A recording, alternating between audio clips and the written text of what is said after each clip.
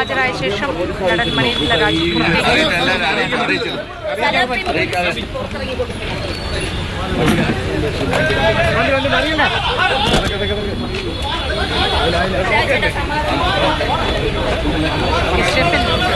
വിവരങ്ങളുമായി സ്റ്റെഫിൻ മാധ്യമങ്ങളോട് ഇനി സംസാരിക്കുമോ?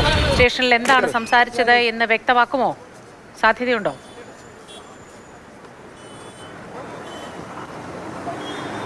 മോത്തി, ഇനി ഏതായാലും അതിനൊരു സാധ്യതയില്ല. ഇപ്പോൾ അദ്ദേഹത്തെ മെഡിക്കൽ പരിശോധനയ്ക്ക് ജനറൽ ആശുപത്രിയിലേക്ക് കൊണ്ടുപോവുകയാണ്. അതിൻ്റെ കാഴ്ചകളാണ് കാണുന്നത്. പോലീസ് വാഹനത്തിലാണ് അദ്ദേഹത്തെ കൊണ്ടുപോകുന്നത്.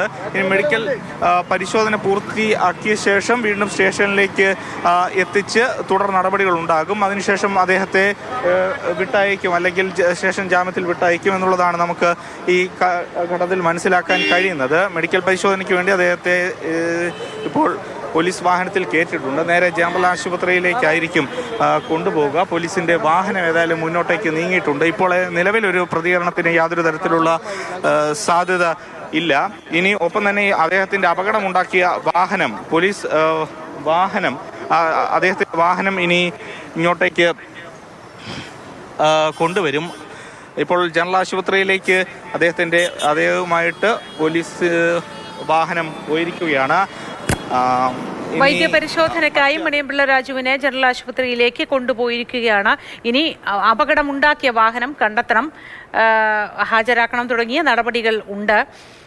ഇത് വൈദ്യപരിശോധന എത്ര മണിക്കൂറുകൾക്ക് ശേഷമാണ് ഇപ്പോൾ സംഭവിക്കാൻ പോകുന്നത് എന്ന് നമുക്കറിയാം.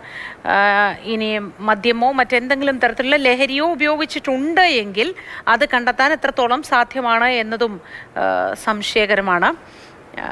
എല്ലാവരും മദ്യപിച്ച വാഹനം ഓടിക്കണമെന്ന് നിർബന്ധമില്ല. ട്രിവാൻഡ്രം ക്ലബിലേക്ക് വരുന്ന എല്ലാ മനുഷ്യരും മദ്യപിച്ചിട്ട് പുറത്തേക്ക് ഇറങ്ങണം എന്നും ഒരു നിർബന്ധവുമില്ല. അക്കാര്യങ്ങളൊന്നും നമ്മൾ പറഞ്ഞില്ല. അപകടമുണ്ടാക്കിയ ശേഷം നിർത്താതെ പോയി, അതിലെ മര്യാദകേട് മാത്രമാണ് നമ്മൾ ചൂണ്ടിക്കാട്ടുന്നത്.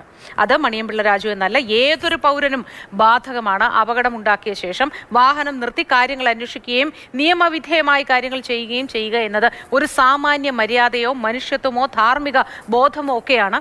അത് കാണിക്കാതിരുന്നു എന്നത് മാത്രമാണ് ചൂണ്ടിക്കാട്ടുന്ന ഒരു പോയിന്റ് എന്ന് പറയുന്നത്. ഇവിടെ മണിയമ്പിള്ള രാജു അതൊന്നും ചെയ്തില്ല. തുടർന്ന് രാത്രിയിൽ പോലീസ് സ്റ്റേഷനിൽ ഹാജരാകാനും കഴിയില്ല. കുടുംബപരമായ കാരണങ്ങളാണ് പറയുന്നത്, വ്യക്തിപരമായ കാരണങ്ങളാണ് പറയുന്നത്. ഈ അപകടത്തിൽപ്പെട്ട യുവാക്കൾക്കും കുടുംബം ഉണ്ടാവാം, പ്രിയപ്പെട്ട മനുഷ്യരുണ്ടാവാം. അവരുടെ കാര്യത്തിലും ഈ അനാഥമാക്കപ്പെട്ട് പെട്ടെന്ന് അവിടെ നിന്നും കടന്നു കളഞ്ഞാൽ അവരുടെ കാര്യം കൂടി ആലോചിക്കണമല്ലോ. എല്ലാവരും തുല്യരാണ്. ആ മനുഷ്യർക്കും ഉണ്ട് കുടുംബം, പ്രിയപ്പെട്ടവർ. അങ്ങനെയും കൂടി ആലോചിക്കേണ്ടതുണ്ട്. എൻ്റെ കാര്യം എനിക്ക് മാത്രം എല്ലാം ബാധകമാണ്, ബാക്കി ആർക്കും ബാധകമല്ല എന്ന തരത്തിൽ ഒരു പൗരനും പെരുമാറാൻ കഴിയില്ല. നമ്മുടെ കമന്റ് ബോക്സിൽ ചിലരൊക്കെ അപരനാമത്തിൽ വന്ന് കുറേ നേരമായി എന്തൊക്കെയോ പറയുന്നുണ്ട്. ഏതായാലും ഈ അപരനാമം വന്നതുകൊണ്ട് ആളെ പിടികിട്ടുന്നില്ല എന്നതാണ് കരുതുന്നത്. ട്രിവാൻഡ്രം ക്ലബിലൊക്കെ നടക്കുന്നത് എന്താണെന്ന് അറിയാം, എല്ലാവരും ഇതുപോലെ തന്നെയാണ് എന്നാണ് പറയുന്നത്. മാധ്യമ പ്രവർത്തകരോടും എന്തൊക്കെയോ കയർക്കുന്നുമുണ്ട്. ഈ പ്രിയ സുഹൃത്തുക്കൾ, ഒരു കാര്യം ഓർക്കുക, അപകടം ആരുണ്ടാക്കിയാലും അത് ശ്രീരാം വെങ്കിട്ടരാമൻ്റെ കാര്യത്തിലും നമുക്ക് അറിയാവുന്നതാണ്. അപകടമുണ്ടാക്കി നിർത്താതെ പോകുന്നത് ശരിയല്ല. മദ്യപാനമോ ലഹരി ഉപയോഗമോ ഇതേക്കുറിച്ചൊന്നും ഇവിടെ ആരും സംസാരിച്ചില്ല. പകരം അപകടമുണ്ടാക്കി നിർത്താതെ പോയി എന്നതാണ് അതിന് പറയുന്ന ന്യായം. അത് ഉൾക്കൊള്ളാൻ കഴിയുന്ന ന്യായവുമല്ല. എനിക്ക് പെട്ടെന്ന് വീട്ടിലെത്തേണ്ടതുണ്ടായിരുന്നു, ആരോഗ്യ പ്രശ്നങ്ങൾ ഉണ്ടായിരുന്നു, ഭാര്യ തനിച്ചാണ് വീട്ടിൽ, തുടങ്ങിയതൊന്നും ഒരു ന്യായമല്ല. പെട്ടെന്ന് പാനിക്കായി പോയി, ഇതൊക്കെയാണ് പറയുന്നത്. അതും നേരത്തെ സ്റ്റെഫിൻ സൂചിപ്പിച്ചതുപോലെ പോലീസ് ഹെഡ്ക്വാർട്ടേഴ്സിൻ്റെ മൂക്കിന് താഴെയാണ് ഇത് സംഭവിച്ചത് എന്നതുകൂടിയാണ് ഏറ്റവും ഗുരുതരമായ ഒരു പ്രശ്നമായി നമ്മൾ കാണേണ്ടത്.